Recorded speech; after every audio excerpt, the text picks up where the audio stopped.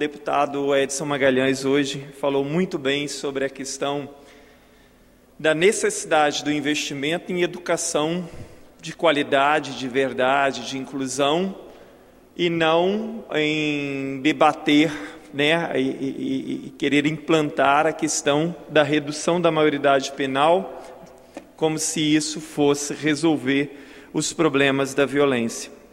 Hoje, aproveitando o que ele disse, quando existem coisas que viraram clichês politicamente corretos, por exemplo, inclusão, né?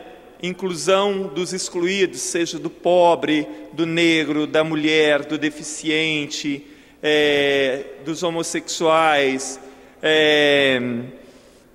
são coisas que são repetidas à exaustão, mas que só servem de discurso. Nós estamos longe de ver um processo efetivo onde realmente os excluídos estejam efetivamente sendo incluídos. Por quê? Muitas vezes as políticas de inclusão nada mais são do que políticas eleitoreiras ou então assistencialistas, que não resolvem o problema. A educação, e isso é comprovado, né?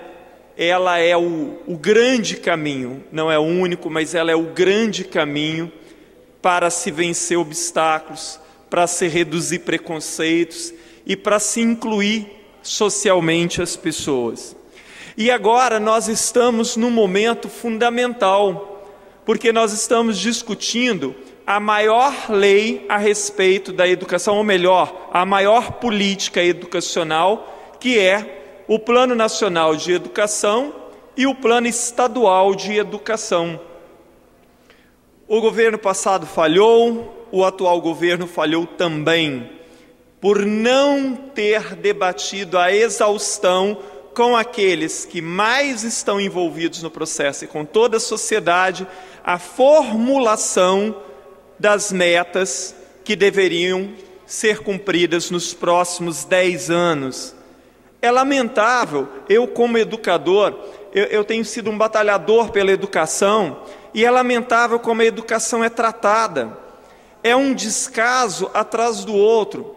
Eu tenho dito aquilo e volto a frisar, o descaso com a educação este ano, seja pela forma como o projeto Escola Viva foi debatido, seja pela forma como esse projeto do Plano Estadual de Educação está sendo debatido, mostra um descaso imenso. Porque se nós não assumirmos metas concretas, que sejam capazes de serem cobradas dos estados e dos municípios, nós não vamos chegar absolutamente a lugar nenhum. O Plano Estadual de Educação, do jeito que foi elaborado, em grande parte, ele é uma carta de boas intenções. Ele não é um plano de metas factíveis e que possam ser cobradas pela sociedade nos próximos 10 anos. Quando eu digo que a educação, e não sou eu que digo, isso é comprovado, a gente pode ver através da revolução que países como a Finlândia ou a Coreia do Sul promoveram, ao acreditar na educação, mas acreditar e fazer valer. É dizer assim, olha, nós acreditamos que a educação é o nosso grande caminho para vencer obstáculos, para o desenvolvimento, para a redução da pobreza, e os governos e a sociedade arregaçaram as mangas e colocaram a educação como prioridade efetiva. Não é isso que se faz aqui no país. Isso é brincar de educação. Isso é brincar de política pública. A inclusão também, quando a gente fala sobre todos esses aspectos, e tomando de novo as palavras aqui do deputado Edson Magalhães, que também falou sobre essa questão, né, de como aqueles que estão alijados do processo de desenvolvimento, como essas pessoas muitas vezes são atiradas ao crime.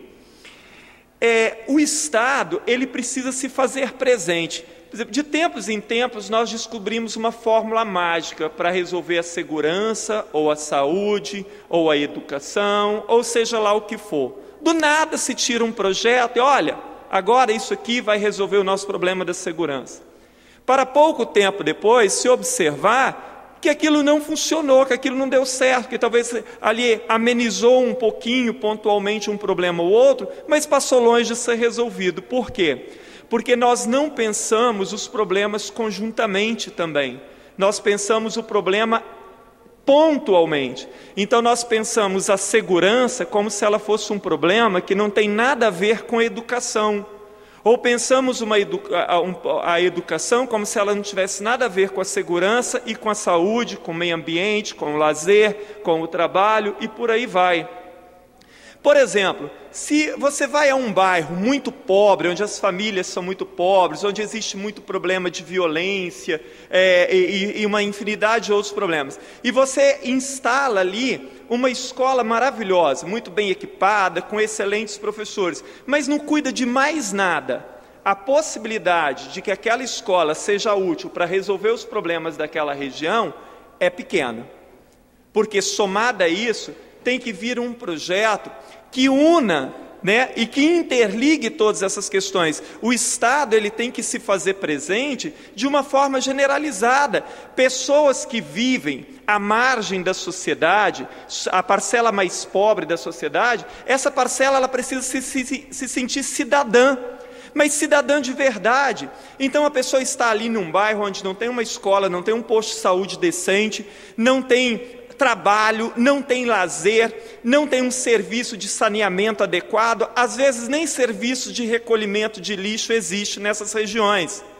Então as pessoas se sentem completamente alijadas de qualquer coisa. Então, para que essa pessoa seja um cidadão de verdade e que valorize o país, o Estado, e que ela saia disso, precisa de todas essas coisas, deputado Guerino. Essas coisas precisam ser pensadas conjuntamente. Lá no passado, os grandes filósofos, os filósofos gregos, eles já diziam que se uma pessoa não tiver 3 coisas básicas, ela não consegue pensar em mais nada. Se ela não tiver roupa, comida e casa, ela não consegue pensar em mais nada. Então, você fornecer os elementos básicos para uma pessoa sair da pobreza é um passo. O segundo passo disso é você oferecer cidadania. E cidadania não significa tão somente que tenha ali uma escola. O pressuposto básico da cidadania é que eu tenha os meus direitos respeitados e cumpra com os meus deveres. Não é que ser cidadão signifique tão somente isso, mas esse é o conceito mais básico da cidadania. Então, para que eu me sinta cidadão, eu tenho que ter uma rua limpa, né? Eu tenho que ter segurança, saúde, aquilo que é dever do Estado. Até para que eu consiga me inserir na sociedade, porque quando eu me vejo alijado da sociedade, eu também acho que eu não tenho que contribuir com nada para essa sociedade ser melhor. Então, assim, eu gostaria ainda de terminar falando, a gente podia falar horas sobre a questão da inclusão e como isso tem uma visão vesga no Brasil sobre o que é um processo de inclusão. Mas hoje nós pedimos vários minutos de silêncio aqui e eu acabei não falando naquele momento. Esse final de semana os jornais trouxeram uma notícia triste de um garoto de 14 anos, doutor Hércules, que foi assassinado a pedradas e pauladas em Cariacica. Um menino, uma criança praticamente. E o motivo mais provável, segundo os jornais, é que ele tenha sido assassinado pelo motivo de ser gay.